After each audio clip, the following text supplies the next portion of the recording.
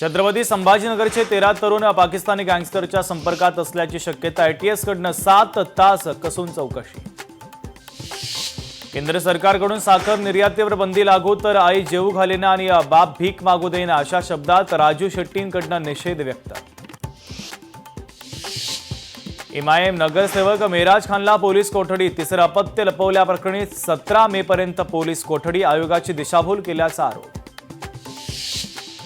नसरापूर अत्याचार प्रकरणी आरोपीवर आज दोषारोपपत्र दाखल करण्याची शक्यता। आरोपी कांबळेला आज पुन्हा कोर्टामध्ये हजर करणार। न्यायालयाच्या निर्णयाकडे सर्वांचंच लक्ष।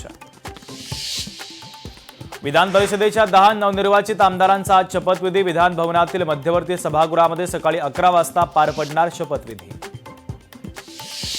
नीट परीक्षेच्या गोंधळावरून सामनातून संताप व्यक्त। नीट परीक्षेचा तमाशा सरकारलाच उलटे टांगा असं म्हणत सामनातून टीका। पंतप्रधान नरेंद्र मोदी यांनी केलेल्या आवाहनानंतर इंधन बचतीसाठी ताफा कमी करा म्हणत राज्यपाल जिष्णुदेव वर्मा यांचे गृह विभागाला निर्देश। इराणचे परराष्ट्र मंत्री सय्यद अब्बास अराघची 2 दिवस भारताच्या दौऱ्यावर। अमेरिका इराण संघर्ष सुरू झाल्यापासून अराघची यांची पहिलीच भारत भेट।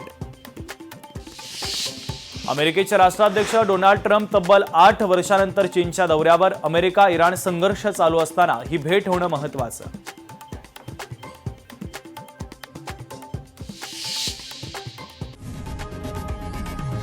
लोकशाही मराठी ऐका, पहा, जागरूक रहा।